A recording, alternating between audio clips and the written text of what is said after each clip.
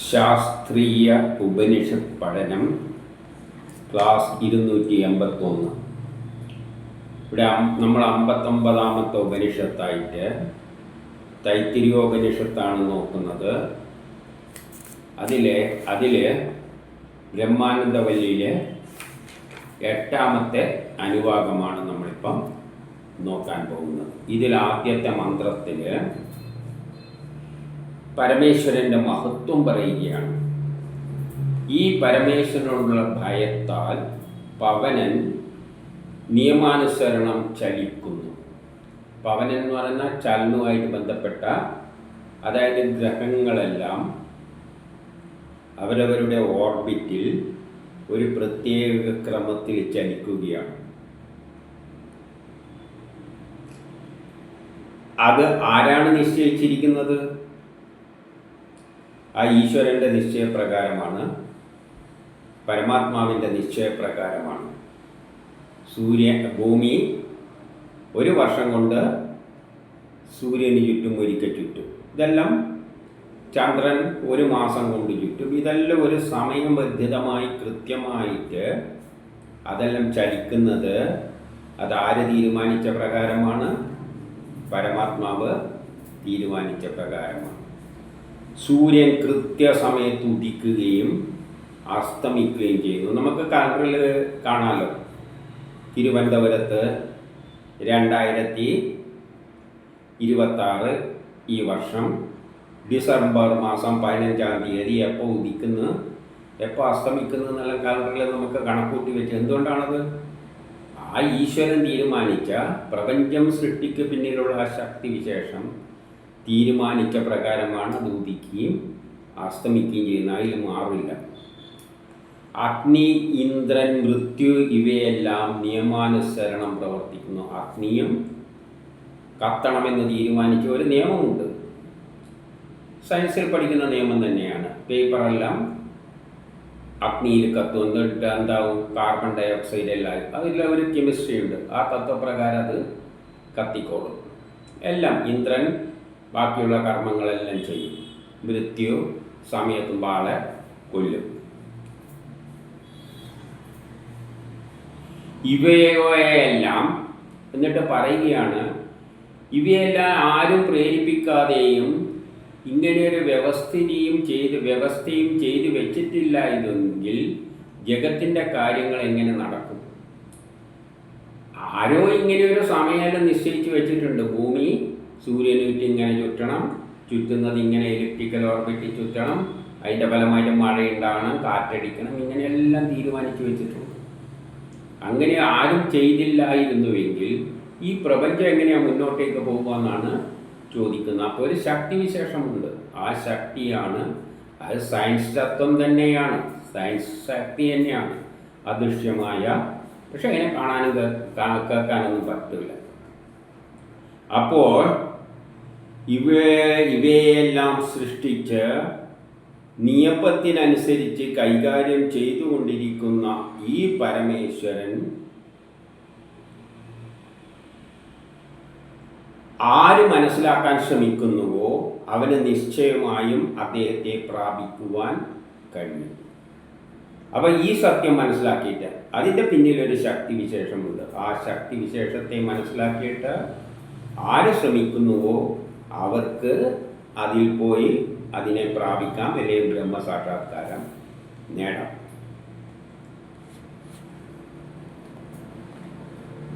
സദാചാരിയും ഇനി അടുത്ത മന്ത്രത്തിൽ പറയുകയാണ്. സദാചാരിയും പിന്നെയോ സൽസ്വഭാവിയും ഉത്തമ കുലജാതനും, അതായത് നല്ല സ്വഭാവത്തോടു കൂടി ഒരു യുവാവ് എല്ലാ വേദങ്ങളും പഠിച്ചിട്ട് ബ്രഹ്മചാരിയായിട്ട് എല്ലാ പഠിക്കുന്ന കാലത്തിനാണ് ബ്രഹ്മചര്യം എന്ന് പറയുന്നത്. ആ സമയത്ത് എല്ലാ വേദങ്ങളും, അതായത് എല്ലാ പ്രപഞ്ച രഹസ്യങ്ങളും ശാസ്ത്രങ്ങളും പഠിപ്പിക്കുകയും ചെയ്യുകയാണ്. ശിഷ്യന്മാരെയെല്ലാം പഠിപ്പിച്ചുകൊണ്ട് ഇരിക്കുകയാണെങ്കിൽ അവൻ്റെ എല്ലാ അവയവങ്ങളിൽ നിന്നും രോഗങ്ങളെല്ലാം മാറുകയും അവൻ്റെ ഒരവയവത്തിൽ രോഗമൊന്നും ഉണ്ടാവുകയില്ല, ഉണ്ടാകരുത്. കഴിവുണ്ടാകണം. എല്ലാ അവയവത്തിനും അതിൻ്റേതായ കഴിവും പിന്നെയോ സുദൃഢവും, അവൻ്റെ എല്ലാ അവയവങ്ങളും സുദൃഢവും ആകട്ടെ എന്ന് പറയുകയാണ്. കാരണം ഇങ്ങനെ എല്ലാം പഠിച്ച് ജ്ഞാനം നേടുന്നതിന് അത്യാവശ്യമായ ഒരു ഘടകമാണ് അവൻ്റെ ശരീരമെല്ലാം സുദൃഢവും നല്ല ആരോഗ്യമുള്ളവരും രോഗമൊന്നുമില്ലാത്തവനുമായിരിക്കണം. സ്ഥിരം രോഗിയാണെങ്കിൽ പഠിക്കാനുള്ള കാര്യങ്ങൾ മനസ്സിലാക്കാനുള്ള കഴിവുണ്ടാവില്ല. അതുകൊണ്ട് അവന് നല്ല ആരോഗ്യം ഉണ്ടാകട്ടെ എന്ന് പറയുകയാണ്. രോഗങ്ങളൊന്നും വരാതിരിക്കട്ടെ. അങ്ങനെയുള്ളൊരു വ്യക്തി സൽസ്വഭാവിയുമായി സദാചാരിയുമായിട്ട് എല്ലാ വേദങ്ങളും പഠിപ്പിക്കുകയും പഠിപ്പിക്കുകയും ചെയ്യട്ടെ എന്ന് പറയുകയാണ്. എന്നിട്ട് പിന്നെ ഈ ജഗത്തിൻ്റെ സമ്പത്തിനാൽ നിറയട്ടെ അവൻ്റെ സുഖം. അതുപോലെ തന്നെ ഈ പ്രപഞ്ചത്തിൽ അങ്ങനെ പഠിപ്പിക്കുകയും ചെയ്യുന്നവന് ഈ ജഗത്തിൽ വേണ്ട ജീവിക്കാനുള്ള എല്ലാ സൗഭാഗ്യവും കിട്ടട്ടെ. ദാരിദ്ര്യം കഷ്ടപ്പാടുമാകുമ്പോൾ പിന്നെ അവനാണ് സംഭവിക്കുന്നത് എന്താണ്? ശരിക്കും പഠിക്കാനൊന്നും പഠിപ്പിക്കാനും പറ്റില്ല. അപ്പോൾ ഈ ജഗത്തിൻ്റെ എല്ലാ സുഖവും അവന് ലഭിക്കട്ടെ. അങ്ങനെയുള്ളവനാവുന്നു ഏറ്റവും മഹാൻ. ഇതാണ് മാനവലോകത്തിൻ്റെ ഏറ്റവും വലിയ ആനന്ദം. ഇപ്പോൾ ഒരു മനുഷ്യന് മനുഷ്യനായിരിക്കുമ്പോൾ അവന് ലഭിക്കുന്ന ഒരാൾ മനുഷ്യനായി ജനിച്ചാൽ അയാൾക്ക് ലഭിക്കാവുന്ന ഏറ്റവും വലിയ ആനന്ദം എന്ന് പറയുന്നത് അവൻ്റെ ശരീരത്തിൽ ഒരു രോഗമുണ്ടാകാതിരിക്കുക, അവൻ്റെ ശരീരത്തിന് വേണ്ട ശക്തി ഉണ്ടായിരിക്കുക, അവൻ സദാചാരിയായിരിക്കുക, സൽസ്വഭാവിയായിരിക്കുക, നല്ല കുടുംബ സെറ്റപ്പ്, അതേസമയം എല്ലാ വേദങ്ങളും പഠിക്കുക, ഫുൾ ജ്ഞാനത്തോടു കൂടി. പിന്നെ ഇതാണ് മാനവലോകത്തിലെ അതേ സമ്പത്ത്. അവന് ജീവിക്കേണ്ട എല്ലാ സൗകര്യങ്ങളും ആവശ്യങ്ങളെല്ലാം കിട്ടുക. ഇതാണ് ഏറ്റവും വലിയ. അങ്ങനെയുള്ള ഒരു വ്യക്തിക്ക് കിട്ടുന്ന ആനന്ദമാണ് ഈ ജീവിതത്തിൽ ലഭിക്കുന്ന ഒരു മനുഷ്യനായി ജനിച്ചാൽ കിട്ടുന്ന ഏറ്റവും വലിയ ആനന്ദം. പണമുണ്ടായത് കൊണ്ടായില്ല. ആരോഗ്യം വേണം, സ്വഭാവശുദ്ധി വേണം, സദാചാരിയായിരിക്കണം, എല്ലാ ജ്ഞാനവും നേടാനുള്ള കഴിവുണ്ടാകണം, ശരീരത്തിന് രോഗങ്ങളൊന്നും ഉണ്ടാകാൻ പാടില്ല. അതേസമയം ജീവിത സൗകര്യങ്ങൾ ജീവിക്കാനുള്ള അവൻ്റെ വേണ്ട ആവശ്യങ്ങളെല്ലാം നിറവേറിക്കൊണ്ട് പോവുകയാണ് ഒരു മനുഷ്യന് ഈ ലോകത്തിൽ ലഭിക്കാൻ പറ്റുന്ന ഏറ്റവും വലിയ ആനന്ദം. ഇതാണ് മനുഷ്യന് കിട്ടാൻ പോകുന്ന ആനന്ദം, ഏറ്റവും വലിയ ആനന്ദം. ഒരു മനുഷ്യനായി ജനിച്ചാൽ ഇതിൽ കൂടുതൽ ഒരു ആനന്ദം കിട്ടാൻ ഇല്ല. എന്നിട്ട് മനുഷ്യയോനിയിൽ ഉത്തമ കർമ്മങ്ങൾ അനുഷ്ഠിച്ച് ഗന്ധർവ ഭാവത്തെ പ്രാപിച്ചവന്, അവൻ ഗന്ധർവന്മാരുടെ ഭാവത്തെ പ്രാപിച്ചവൻ്റെ അങ്ങനെ പ്രാപിച്ചവനെ മനുഷ്യഗന്ധർവൻ എന്ന് പറയുന്നു. അവൻ പിന്നെ ഗന്ധർവന്മാരുടെ ലെവലിലേക്ക് ഉയരുകയാണ്. ആരാണ് ഗന്ധർവൻ? ഗന്ധർവൻ എന്ന് പറയുമ്പോൾ നമ്മൾ ഗ്രഹങ്ങളുടെ ബലങ്ങളാണ് ഗന്ധർവൻ. നമ്മളുടെ വിചാരങ്ങൾ ഉണ്ടാക്കുന്ന ബലങ്ങളെയാണ് ഗന്ധർവൻ എന്ന് പറയുമ്പോൾ. അപ്പോൾ അവൻ ശരീരത്തിന് അപ്പുറം ചിന്താലോകത്ത് ജീവിക്കുക. അവൻ്റെ ഉള്ളിൽ നിന്ന് പുതിയ പുതിയ ആശയങ്ങൾ പുറത്തേക്ക് വരിക. അതായത് ശരീരത്തെ അപേക്ഷിച്ച് മനസ്സ്, ബുദ്ധി ഉയർന്നു നിൽക്കുക. അപ്പോഴവൻ മനുഷ്യഗന്ധർവനായിട്ട് മാറും. നേരത്തെ പറഞ്ഞ മനുഷ്യൻ എല്ലാ സുഖമെല്ലാം ഉണ്ടായിട്ട് വിദ്യയെല്ലാം നേടിയ വ്യക്തിയുള്ള അവൻ ഉയർന്ന ചിന്താഗതിയിലേക്ക് പോകുമ്പം ഗന്ധർവന്മാരുടെ അവസ്ഥയിലേക്ക് വരും. അവൻ്റെ ആനന്ദം നേരത്തെ പറഞ്ഞ മനുഷ്യനായിട്ടുള്ള അവൻ്റെ ആനന്ദത്തെക്കാൾ 100 മടങ്ങാണ്. അപ്പം നമ്മൾ ചിന്താപരമായി ഉയരുമ്പോൾ അവരാണ് മനുഷ്യഗന്ധർവനായിട്ട് മാറുന്നത്. എക്സ്ട്രാ ഓർഡിനറി ചിന്തയും പ്രവർത്തികളുമായിട്ട് പോവുക. അവര് മനുഷ്യഗന്ധർവന്റെ ലെവലിലേക്ക് വരുമ്പോൾ അപ്പോൾ കിട്ടുന്ന ആനന്ദം നേരത്തെ പറഞ്ഞ ആനന്ദത്തെക്കാളും 100 മടങ്ങാണ്. മനുഷ്യന്റെ ഓരോ സ്റ്റേജിലുമുള്ള ഈ ലോകത്തിലുള്ള ജീവജാലങ്ങളുടെ എല്ലാം ആനന്ദം പറയുകയാണ്. അതിനെക്കാട്ടി 100 മടങ്ങാണ്. അവനില് ദുഷിച്ച ആഗ്രഹങ്ങളൊന്നുമില്ല. അവൻ ചിന്തിക്കുന്നത് ആ സൗഭാഗ്യത്തോടു കൂടി ഇരിക്കുന്ന നേരത്തെ പറഞ്ഞ മനുഷ്യനായിരിക്കുന്ന അവൻ ആഗ്രഹങ്ങളെല്ലാം ഉപേക്ഷിച്ചുകൊണ്ട് ഉയർന്ന നിലയിൽ ചിന്തിക്കുമ്പോൾ അവൻ മനുഷ്യഗന്ധർവൻ എന്ന നിലയിലേക്ക് വരുന്നു. അവന് കിട്ടുന്ന ആനന്ദം നേരത്തെ കിട്ടിയതിനെക്കാട്ടിയും 100 മടങ്ങാണ്. അവൻ വിരക്തനായിത്തീരും. അപ്പോൾ അവന് വിരക്തി ഉണ്ടാകും, ആഗ്രഹങ്ങളൊന്നും ഉണ്ടായില്ല. എല്ലാ ജ്ഞാനവും തികഞ്ഞു വരുമ്പോൾ അവന് പ്രപഞ്ച രഹസ്യം മുഴുവൻ മനസ്സിലാക്കുമ്പോൾ അവൻ വിരക്തനായിത്തീരും. എല്ലാ ജ്ഞാനവും കഴിഞ്ഞ് ഉയർന്ന നിലയിൽ ചിന്തിക്കുന്നവനാണ് അവൻ. മനുഷ്യഗന്ധർവൻ എന്ന് പറയാം. അവൻ സ്വാഭാവികമായിട്ട് ആ ആനന്ദം അനുഭവിക്കുന്നു.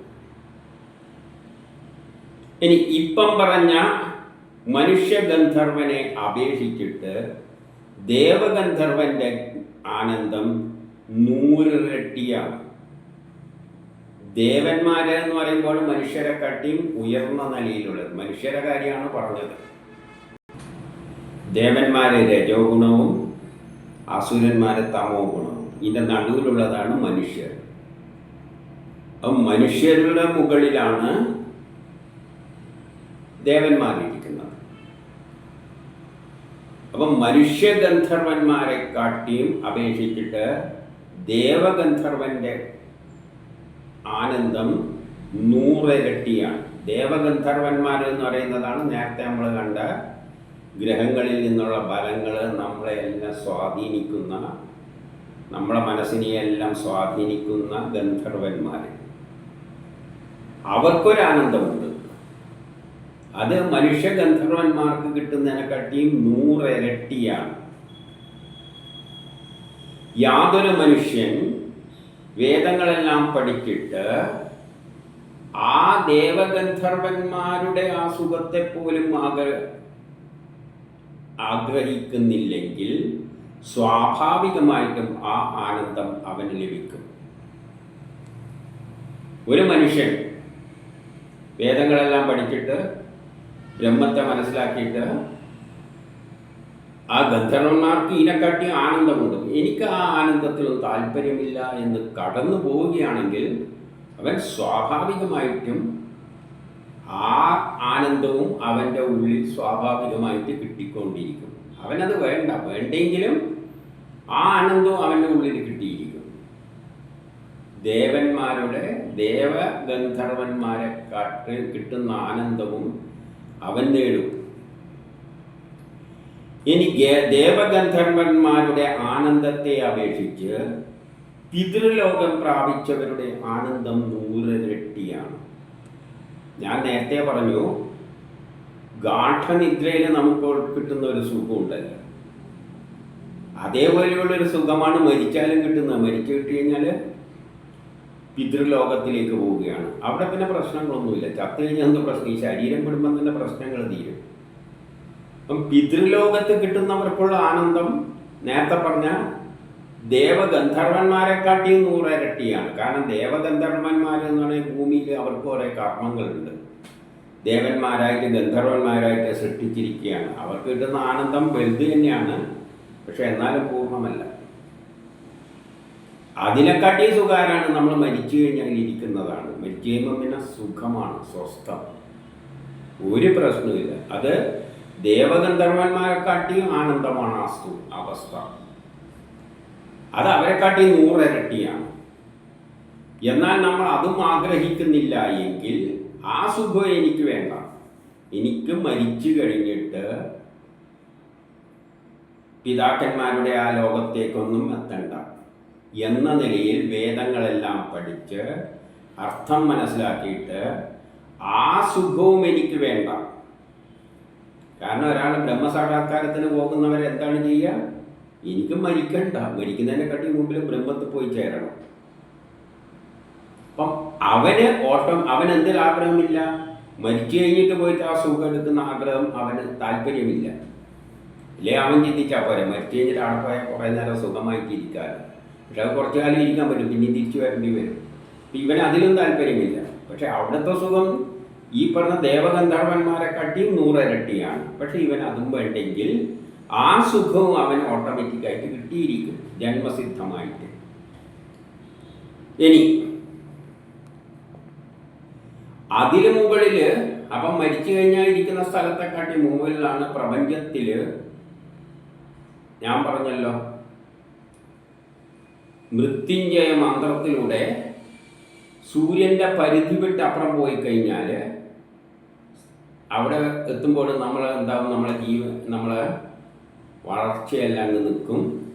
എല്ലാം നിൽക്കും. ഒരു ശാശ്വതമായ നിലയിൽ ജനനവും മരണവും ഇല്ലാതെ അങ്ങനെ കിടക്കാം. പ്രായവും കൂടില്ല എന്നൊരവസ്ഥ പറഞ്ഞിട്ടുള്ളത് അങ്ങ് സൂര്യൻ്റെയും പരിധി കിടന്ന് അപ്പുറം പോയാൽ.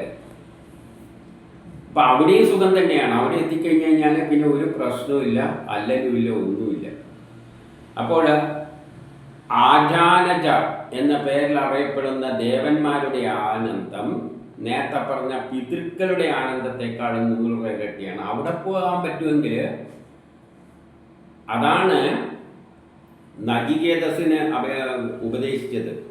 നീ എന്തിനാ വെറുതെ ഈ ബ്രഹ്മസാക്ഷാത്കാരത്തിന് ശ്രമിക്കുന്നത്? ഞാൻ എനിക്ക് നല്ല സ്വർഗം തരാം. അവിടെ നല്ല അപ്സര സ്ത്രീകളെല്ലാം ഉണ്ട്. അവിടെ പോയാൽ നിൻ്റെ വയസ്സ് കൂടില്ല, നിനക്ക് മരണമില്ല, നിനക്ക് ദാഹവുമില്ല, വിശപ്പില്ല, ഒന്നുമില്ല, സുഖമാണ്, അങ്ങനെ ആടിപ്പാടി നടക്കാമെന്ന് പറഞ്ഞു കൊടുത്തല്ലോ. അതിനെപ്പറ്റിയാണ് ഇവിടെ പറയുന്നത്. ആജാനജ എന്ന പേരിൽ അറിയപ്പെടുന്ന ദേവന്മാരുടെ ആനന്ദം, അവിടെ ചെന്ന് കഴിഞ്ഞാൽ ആനന്ദം പിതൃക്കളുടെ ആനന്ദത്തെക്കാളും 100 ഇരട്ടിയാണ്. ദേവലോകത്തിലെ ഒരു പ്രത്യേക സ്ഥാനത്തിൻ്റെ നാമമാണ് ആജാനജ. അങ്ങനെ വേദത്തിലെ പുണ്യകർമ്മങ്ങൾ കാരണം അവരവിടെ സൃഷ്ടിക്കപ്പെട്ടിരിക്കുകയാണ്. വേദത്തിലെ ഏതോ പുണ്യകർമ്മങ്ങൾ കാരണം അവരവിടെ സൃഷ്ടിക്കപ്പെട്ടിരിക്കുകയാണ്. വേദത്തിൽ പറയുന്ന ഒരു പുണ്യകർമ്മത്തിൻ്റെ ഫലമായിട്ട്. എന്താണ് പുണ്യകർമ്മം? വേദത്തിൽ പറഞ്ഞ പുണ്യകർമ്മം എന്താണ്? നചികേതസോട് അങ്ങേര് പറഞ്ഞാൽ, യമം പറഞ്ഞാൽ നിനക്ക് ഞാൻ ഒരു അഗ്നിവിദ്യ ഉപദേശിച്ച് തരാം. വേദത്തിലുണ്ട്, അതിനെപ്പറ്റി പറഞ്ഞിട്ടുണ്ട്. എനിക്ക് അവിടെ കയറി പോയി കഴിഞ്ഞാൽ പരമസുഖമാണ്. ആസ്തുതം. അങ്ങനെ കുറേ ആൾക്കാരെ അവിടെ സൃഷ്ടിച്ചിട്ടുണ്ട് എന്ന് പറയാണ്. ആരെല്ലാം പണ്ട് രക്ഷപ്പെട്ടിട്ടുണ്ട്. അവിടെ അങ്ങനെ കറങ്ങിക്കൊണ്ട് നടക്കുന്നുണ്ട്. വയസ്സ് കൂടാതെ ഭക്ഷണമൊന്നും കഴിക്കേണ്ട, അങ്ങനെ അങ്ങ് സുഖമായിട്ട് കിടക്കും. ഒരു ബാക്ടീരിയ ആക്രമിക്കില്ല. പിന്നെ തിരിച്ചിങ്ങോട്ടേക്ക് കൊണ്ടുവരുന്ന ആദ്യം ജീവൻ വെക്കും. ഒരു 1,00,000 വർഷം കഴിഞ്ഞിട്ട് ഇങ്ങോട്ട് കൊണ്ടുവന്നു കഴിഞ്ഞാൽ ജീവൻ വെക്കും. യാതൊരുവൻ ഈ ലോകത്തെ പോലും അവൻ ആഗ്രഹിക്കുന്നില്ലയോ, അവൻ അനാസക്തനായിട്ട്, അവന് ഒരു ആസക്തിയില്ലാതെ അവൻ ആ ആനന്ദം അല്ലാതെ തന്നെ അനുഭവിക്കും. ആ ആനന്ദവും അവന് കിട്ടും. ആർക്ക്? നചികേതസ് തന്നെ. എനിക്കത് അറിഞ്ഞാൽ മനസ്സിലായി നല്ല തന്നെ, പക്ഷേ എനിക്കത് വേണ്ട, എനിക്ക് ബ്രഹ്മസാക്ഷാത്കാരം മതി. അപ്പം അവന് കിട്ടുന്ന ആനന്ദവും ഇവൻ ഓട്ടോമാറ്റിക്കായിട്ട് കിട്ടും, ബ്രഹ്മസാക്ഷാത്കാരത്തിന് പോകുന്നവർ. ഇനി ആജാനജ ദേവന്മാരുടെ ആനന്ദത്തേക്കാൾ കർമ്മദേവന്മാരുടെ ആനന്ദം 100 ഇരട്ടിയാണ്. നേരത്തെ പറഞ്ഞെല്ലാം പ്രത്യേക തരത്തിൽ. ഇനി കർമ്മമാർഗത്തിൽ കൃഷ്ണൻ ഉപദേശിച്ചിട്ടുണ്ട്. ഏറ്റവും നല്ല മാർഗം എന്താണ്? നീ എല്ലാം എനിക്കായി ചെയ്യുക, എല്ലാം നിഷ്കാമകർമ്മം. അർജുനൻ മറ്റുള്ള സദസ്സും സന്യാസത്തിലൊട്ടിയെല്ലാം പോയിക്കോട്ടെ എന്ന് പറഞ്ഞപ്പോൾ കൃഷ്ണൻ പറഞ്ഞു, അതിൻ്റെ ഒന്നും ആവശ്യമില്ല, നീ നിൻ്റെ കർമ്മം എനിക്കായി കൊണ്ട് ചെയ്യുക. അങ്ങനെ ഉണ്ടാക്കുമ്പോൾ ഒരു നല്ല ആനന്ദം കിട്ടും. എല്ലാം ആ ശക്തിക്ക് വേണ്ടിയിട്ടാണ് ഞാൻ ജീവിക്കുന്നത്. അങ്ങനെ ജീവിക്കുന്നവരുടെ ആനന്ദവും 100% ഇരട്ടിയാണ് എന്ന് പറയാം. നേരത്തെ പറഞ്ഞതിനെക്കാട്ടിയും ആ ആജാനജ ലോകത്ത് പോകുന്നതിനെക്കാട്ടിയും 100 ഇരട്ടിയാണ് കർമ്മമാർഗം സ്വീകരിച്ചിട്ട് നമ്മൾ പോവുകയാണെങ്കിൽ. അപ്പോൾ അത് 100 ഇരട്ടിയാണ്. കാരണം എല്ലാം ആ ശക്തിക്ക് വേണ്ടിയിട്ടാണ് ചെയ്യുന്നത്. പിന്നെ നമുക്കൊരു ടെൻഷനും ഇല്ല, നല്ല ശാന്തത. ആ കിട്ടുന്ന ആനന്ദം 100 ഇരട്ടിയാണെന്ന് പറയുകയാണ്. പക്ഷേ വേദങ്ങൾ പഠിച്ചിട്ട് ഒരാൾ ഈ ബ്രഹ്മജ്ഞാനം എല്ലാം നേടിയിട്ട് എനിക്കിതിലൊന്നും വേണ്ട, അതും എനിക്ക് വേണ്ട എന്ന് വെച്ച് പറയുന്നവന് ആ ആനന്ദവും അവന് ലഭിക്കും. എന്നിട്ട് കർമ്മദേവനെ, അത് കർമ്മദേവതയെ അപേക്ഷിച്ചിട്ട് സൃഷ്ടികാലത്ത്, സൃഷ്ടി നടക്കുമ്പോൾ അവിടെ കുറച്ച് ദേവന്മാരെല്ലാം ഉണ്ടായിരുന്നു. പ്രപഞ്ച സൃഷ്ടിയുടെ സമയത്ത്, പ്രപഞ്ചം സൃഷ്ടിക്കാൻ പോകുമ്പോഴുള്ള സമയത്ത് വലിയ ശക്തി വിശേഷമെല്ലാം ഉണ്ട്. ആ ദേവതകൾക്കുള്ള ആനന്ദം ഈ കർമ്മദേവന്മാരുടേതിനെക്കാട്ട് 100 ഇരട്ടിയാണ്. കാരണം കർമ്മത്തിൽ ഏറ്റവും ശ്രേഷ്ഠമായ കർമ്മം പ്രപഞ്ച സൃഷ്ടി സമയത്താണ് നടന്നത്. നമ്മൾ ചെയ്യുന്ന കർമ്മങ്ങളെല്ലാം നിസ്സാരം. ഏറ്റവും വലിയ ശ്രേഷ്ഠമായ കർമ്മം നടന്നത് എപ്പോഴാണ്? പ്രപഞ്ച സൃഷ്ടി സമയത്ത്. അവർക്കുണ്ടാകുന്ന ആനന്ദം ഇതിനെക്കാട്ടി 100 ഇരട്ടിയാണ് എന്ന് പറയുകയാണ്. പക്ഷേ ആരെങ്കിലും രഹസ്യമെല്ലാം ഗ്രഹിച്ചിട്ട് ആ നിഷ്കാമ കർമ്മനായിട്ട് വിരക്തനായിട്ട് അതിലും താല്പര്യമില്ലാതെ വഹിക്കുന്നവനും ആ ആനന്ദം ഓട്ടോമാറ്റിക്കായിട്ട് ജന്മസിദ്ധമെന്ന പോലെ അവനും ലഭിക്കും. അടുത്ത മന്ത്രത്തിൽ അത്തരം ദേവതകളുടെ, അതായത് സൃഷ്ടികര സമയത്തുള്ള ദേവതകളുടെ ആനന്ദത്തേക്കാൾ 100 ഇരട്ടിയാണ് ഇന്ദ്രൻ്റെ ആനന്ദം. ഇന്ദ്രൻ എന്ന് പറഞ്ഞാൽ നിഷ്കാമ കർമ്മമാണ് ചെയ്യുന്നത്. ഏത് കർമ്മം ചെയ്യുമ്പോഴും അവൻ പ്രതിഫലമില്ലാതെ നമ്മളെ വന്ന് സഹായിക്കുന്ന, ഇപ്പോഴും ചോറ് വെക്കുമ്പോൾ എല്ലാം വന്ന് നമ്മൾ അരിയെ ചോറാക്കുന്ന കക്ഷിയാണ്, സൂപ്പർവൈസറാണ്. സൃഷ്ടി തുടങ്ങുന്ന സമയത്ത് ആരാണ് ഉണ്ടായിരുന്നത്? ഇന്ദ്രനാണ് ആ സൃഷ്ടി സമയത്ത് ഉണ്ടായിരുന്നത്. അപ്പോൾ അവൻ നിഷ്കാമ കർമ്മം ചെയ്യുന്നതാണ്. അപ്പം ഇന്ദ്രന് കിട്ടുന്ന ആനന്ദം നേരത്തെ പറഞ്ഞ സൃഷ്ടിയുടെ ആദ്യത്തെയുള്ള ദേവന്മാരെക്കാട്ടിയും 100 ഇരട്ടിയാണ്. എന്നാൽ ആ ഇന്ദ്രൻ്റെ സുഖഭോഗങ്ങളും നമ്മൾ ആഗ്രഹിക്കുന്നില്ല എങ്കിൽ ഏതെങ്കിലും ഒരു മനുഷ്യൻ വേദങ്ങളെല്ലാം പഠിച്ചിട്ട് അർത്ഥം മനസ്സിലാക്കിയിട്ട് എനിക്ക് ഇന്ദ്രൻ്റെ സുഖവും വേണ്ട, നചികേതസ് ചിന്തിക്കുന്ന കാര്യത്തിൽ എനിക്കതൊന്നും വേണ്ട, ഇന്ദ്രൻ്റെ ഒരു യുക്കും എനിക്ക് ആവശ്യമില്ല, ആ സുഖവും വേണ്ട എന്ന് വെച്ച് കഴിഞ്ഞാൽ ഇന്ദ്രന് ലഭിക്കുന്ന ആ സൗഭാഗ്യവും ആനന്ദവും ഇവന് ലഭിക്കും, ആ വ്യക്തിക്ക് ലഭിക്കും. അതും അവൻ ഓട്ടോമാറ്റിക്കായിട്ട് നേടുകയാണ്. ഇനി പറയാണ് ഇന്ദ്രൻ്റെ ആ ആനന്ദത്തെക്കാൾ 100 ഇരട്ടിയാണ് ബൃഹസ്പതിയുടെ ആനന്ദം. ബൃഹസ്പതിയിൽ നിന്നാണല്ലോ സൃഷ്ടി തുടങ്ങിയിരിക്കുന്നത്. അപ്പം ബൃഹസ്പതിക്കുള്ള ആനന്ദം. ഇനി ഏതെങ്കിലും ഒരാൾ ബൃഹസ്പതിയുടെ ആ ഭോഗസുഖങ്ങളിലൊന്നും താല്പര്യമില്ലാതെ എനിക്ക് ബൃഹസ്പതി ആകേണ്ട ഒരു നിൽക്കും വേണ്ട എന്ന് ചിന്തിക്കുന്നവന് ആ ബൃഹസ്പതിക്ക് കിട്ടുന്ന ആനന്ദവും അവൻ ഓട്ടോമാറ്റിക്കായിട്ട് ജന്മസിദ്ധമായിട്ട് കിട്ടും. ആ അവസ്ഥയിൽ നീങ്ങുന്നവർ, ഏത് വേദം പഠിച്ച് യഥാർത്ഥ ബ്രഹ്മത്തെ മനസ്സിലാക്കി ആ വഴിയിലേക്ക് ബ്രഹ്മസാക്ഷാത്കാരത്തിനായി നീങ്ങുന്നവൻ. അടുത്ത മന്ത്രത്തിൽ പറയുന്നു ബൃഹസ്പതിയുടെ ആനന്ദത്തെക്കാൾ പ്രജാപതി, അതാണല്ലോ സൃഷ്ടി തുടങ്ങിയ കക്ഷി, ആനന്ദം 100 ഇരട്ടിയാണ്. അദ്ദേഹത്തിന് കിട്ടുന്ന ആനന്ദം 100 ഇരട്ടിയാണ്. പക്ഷെ ആ പ്രജാപതിയെപ്പോലും അതിലും പോലും താല്പര്യമില്ലാത്ത ഒരാൾ വേദങ്ങൾ പഠിച്ച് അർത്ഥങ്ങളെല്ലാം മനസ്സിലാക്കി ഞാൻ ബ്രഹ്മസാക്ഷാത്കാരം എനിക്ക് മതി എന്ന് നചികേതസിനെ പോലെ ആ വഴിയിൽ പോവുകയാണെങ്കിൽ അവന് ഓട്ടോമാറ്റിക്കായിട്ട് ആ ബൃഹസ്പതിയുടെ ആനന്ദവും കിട്ടും.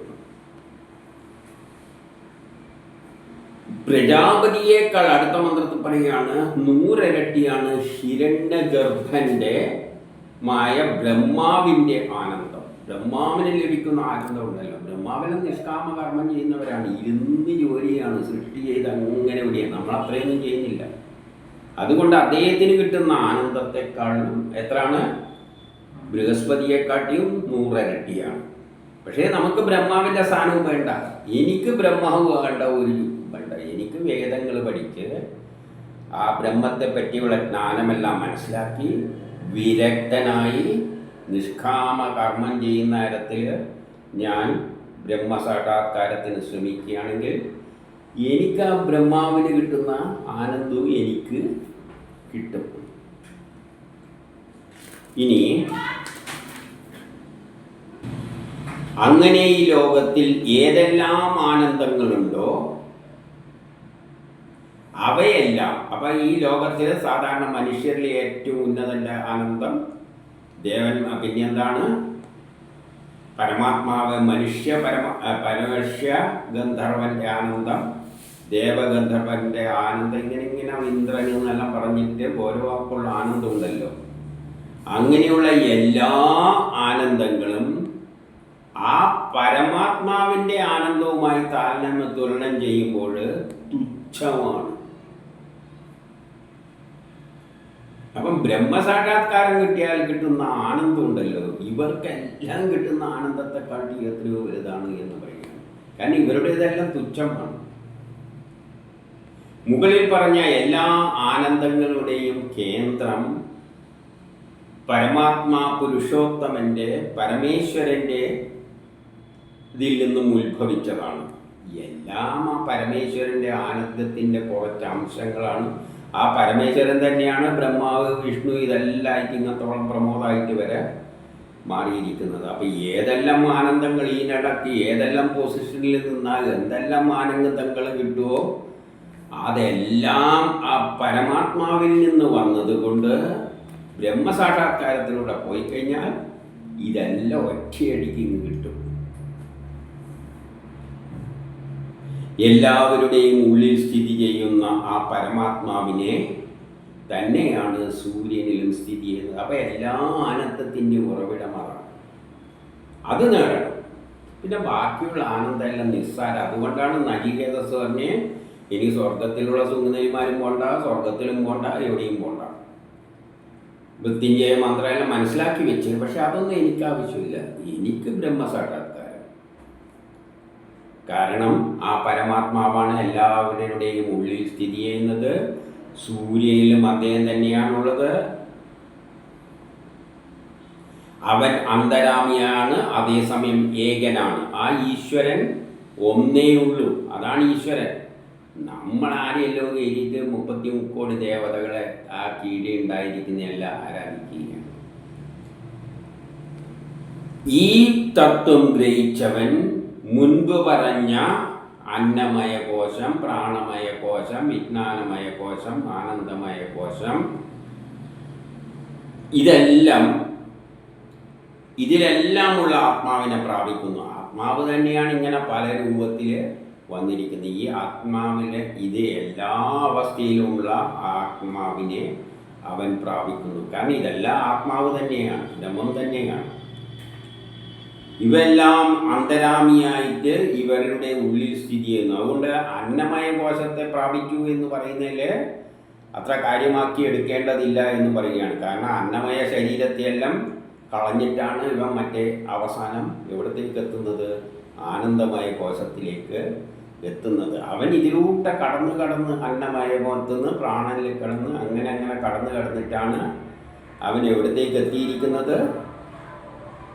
ബ്രഹ്മത്തിലേക്ക് എത്തിയിരിക്കുന്നത്. ബ്രഹ്മം തന്നെയാണ് ഈ അന്നമയത്തിലും പ്രാണമയത്തിലും എല്ലാം ഇരുന്നിരിക്കുന്നത്. അപ്പം അതിലൂടെ അവൻ കയറിപ്പോയിട്ട് അവൻ പൂർണ്ണമായ ആ ആനന്ദാവസ്ഥയിലേക്ക് എത്തിച്ചേരുന്നു. അപ്പം ആ ശക്തിവിശേഷം തന്നെയാണ് ഇതെല്ലാമായി മാറിയത്. അതിൻ്റെ ഓരോ അംശമാണ് ഇതെല്ലാമായിട്ട്. അപ്പം അതിൽ കിട്ടുന്ന ആനന്ദത്തിന് ഒരു ലിമിറ്റുണ്ട്. അതിൻ്റെ ഒരംശമാണ് ഈ ശരീരമാകുന്നതും പ്രാണനും എല്ലാമായിട്ട് മാറുന്നതും ദേവന്മാരാകുന്നതും അസുരന്മാരാകുന്നതും ബ്രഹ്മാവായി മാറുന്നതും എല്ലാം ഹിരണ്യഗർഭനായിട്ട്. അപ്പോൾ അവിടെയെല്ലാം എന്തെങ്കിലും ആനന്ദം ആ അവസ്ഥയിൽ എത്തിക്കഴിഞ്ഞാൽ ഇന്ദ്രനായാൽ എന്ത് ആനന്ദം കിട്ടിയാലും അതെല്ലാം ആ ശക്തിയിൽ നിന്ന് വന്നതാണ്. അതുകൊണ്ട് ഒറ്റയടിക്ക് ഇതെല്ലാം കളഞ്ഞിട്ട് വേദങ്ങളിൽ പറയുന്ന തത്വപ്രകാരം വിരക്തനായിട്ട് സന്മാർഗത്തിലൂടെ സ്വഭാവത്തിലൂടെ നേരെ അങ്ങോട്ടേക്ക് പോയിക്കൊള്ളുക. ഇവിടെ ബ്രഹ്മ സാക്ഷാത്കാരത്തിന്. അപ്പം കിട്ടുന്ന ആനന്ദമാണ് ഏറ്റവും വലിയ ആനന്ദം.